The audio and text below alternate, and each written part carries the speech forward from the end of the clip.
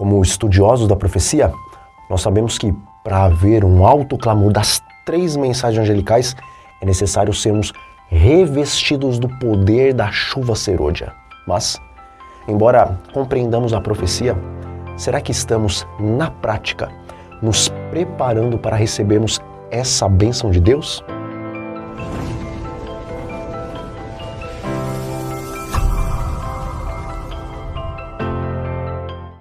Olá, meus amigos e meus irmãos em Cristo, sejam muito bem-vindos ao canal O Retorno da Glória e que a paz do nosso Senhor Jesus Cristo esteja sobre cada um de vocês e também que o Espírito Santo esteja sendo derramado abundantemente em suas vidas desde agora, para que no tempo da chuva serôdia ele seja derramado em toda a sua plenitude sobre vocês. Amém? Bom, lá em Isaías, no capítulo 8, versículo 20, nós encontramos a declaração de que somente verão a alva, a luz, aqueles que falarem de acordo com a lei e ao testemunho. E amigos, embora a palavra de Deus esteja repleta de livros escritos pelos profetas, os quais constituem o testemunho, ainda assim, nós acreditamos que a igreja remanescente dos últimos dias também teria um testemunho não canônico, porque em Apocalipse, capítulo 12, versículo 17, e também em Apocalipse 19, versículo 10, é apresentado que o povo dos últimos dias também receberia os testemunhos proféticos, que também são chamados de espírito de profecia. E como adventistas do sétimo dia, vocês e eu deveríamos dar muita atenção aos testemunhos que o Senhor, em sua infinita misericórdia, nos tem deixado, porque está escrito em 2 Crônicas, capítulo 20, versículo 20, crede no Senhor vosso Deus e estareis seguros. Crede nos seus profetas e prosperareis. E, irmãos, nós não cremos nos profetas da prosperidade material, porque por mais que o Senhor, o qual é dono da prata e também do ouro, deseja que o seu povo prospere materialmente de acordo com a vontade dele para cada indivíduo, nós sabemos que a real prosperidade que ele tem para nós é a prosperidade espiritual. E, sendo que a igreja de Laodiceia é vista por Deus como sendo espiritualmente infeliz, miserável, pobre, cega e nua, então você e eu deveríamos estar estudando profundamente tanto os profetas bíblicos e também o espírito de profecia, a fim de deixarmos de ser miseráveis espirituais e passarmos a ser verdadeiramente prósperos nesse sentido. E meus queridos, há alguns dias atrás, enquanto minha esposa e eu estávamos então fazendo o culto pela manhã, nós encontramos uma meditação tremenda sobre o batismo do Espírito Santo. E hoje eu quero compartilhar alguns textos dessa meditação com vocês, ok? E diz o Espírito de Profecia: aqueles que querem ser bem-sucedidos em ganhar almas para Cristo precisam levar consigo a divina influência do Espírito Santo. Mas quão pouco se sabe a respeito da operação do Espírito de Deus. Quão pouco tem sido declarado sobre a importância de ser dotado pelo Espírito Santo. E recebereis poder, página 221. Veja, em João, lá no capítulo 16, versículo 8, Jesus declara categoricamente para os seus discípulos que quando ele, o Espírito Santo, viesse, ele convenceria o mundo do pecado, da justiça e do juízo. Irmãos, nós temos pregado sobre muitas coisas dentro da igreja e temos até dias específicos para pregar sobre o evangelismo. E nós também temos muitos ministérios como a ADRA, Ministério da Mulher, Ministério Jovem, Ministério da Criança, Ministério da Saúde, Ministério de Evangelismo e tantos outros. Mas nós não temos dias específicos para se pregar sobre o batismo do Espírito Santo e nem temos um ministério específico sobre o batismo do Espírito Santo. E talvez alguém possa dizer que nós podemos falar sobre o batismo do Espírito Santo nos dias em que pregamos sobre evangelismo e podemos falar do batismo do Espírito Santo nas reuniões, então, ministeriais que fazemos. Mas, meus queridos, sendo que o poder do Espírito Santo é a única coisa que poderia fazer com que esses ministérios verdadeiramente cumprissem a sua missão, então, semelhante ao tempo dos apóstolos, Deveria haver uma espécie de ministério voltado para o batismo do Espírito Santo, para que então os demais ministérios fizessem sentido. Porque todos os ministérios que existem na igreja, caso não estejam sendo dirigidos pelo Espírito Santo, eles não farão a igreja prosperar. Mas pelo contrário, eles só vão nos sobrecarregar, só vão sobrecarregar o povo com obrigações religiosas que não vão trazer real vida e energia espiritual aos servos de Deus.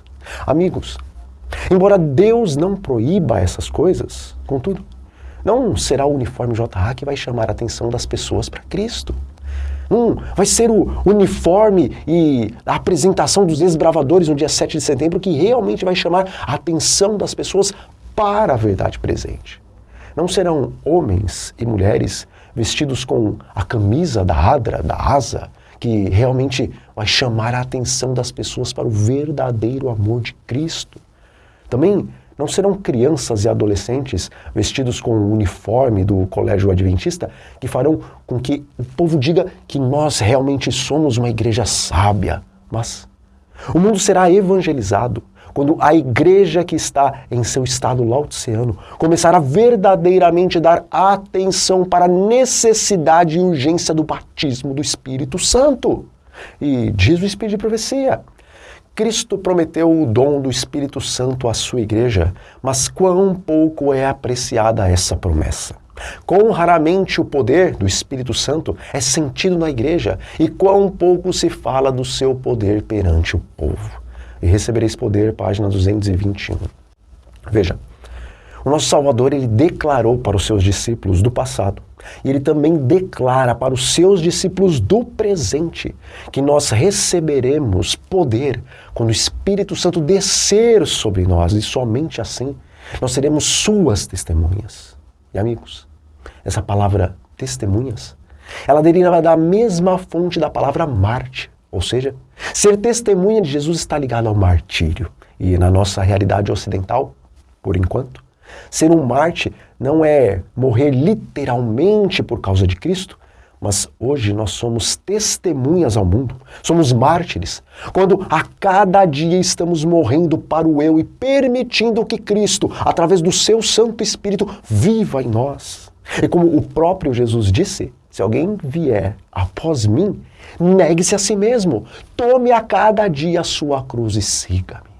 Amigos, Cristo não vai evangelizar o mundo através de vivos para o eu, mas ele vai evangelizar o mundo através dos mortos para a carne. E ele vai evangelizar o mundo através daqueles que, dia após dia, estiverem crucificando o seu eu e permitindo que o Senhor viva neles por intermédio do seu Espírito. Meus queridos, nós temos buscado tantas coisas e temos pedido tantas e tantas bênçãos, mas, embora o Senhor nos queira abençoar em todas as áreas, a bênção recalcada, sacudida, transbordante e generosa que Ele deseja nos conceder, não apenas no tempo da chuva serôdia, mas também agora, é a bênção do Espírito Santo. E, embora em Filipenses o apóstolo Paulo nos aconselha a vivermos como Ele, satisfeitos tanto na fartura como na fome, satisfeitos tanto na abundância como na escassez, mas com relação à bênção do Espírito Santo, nós não devemos nos satisfazer com qualquer situação diferente da abundância, porque o Espírito de Profecia nos diz assim. Portanto, não nos satisfaçamos com apenas um pouco dessa bênção, somente com a quantidade que evitará que dormitemos até morrer, mas busquemos diligentemente a abundância da graça de Deus. E recebereis poder, página 221.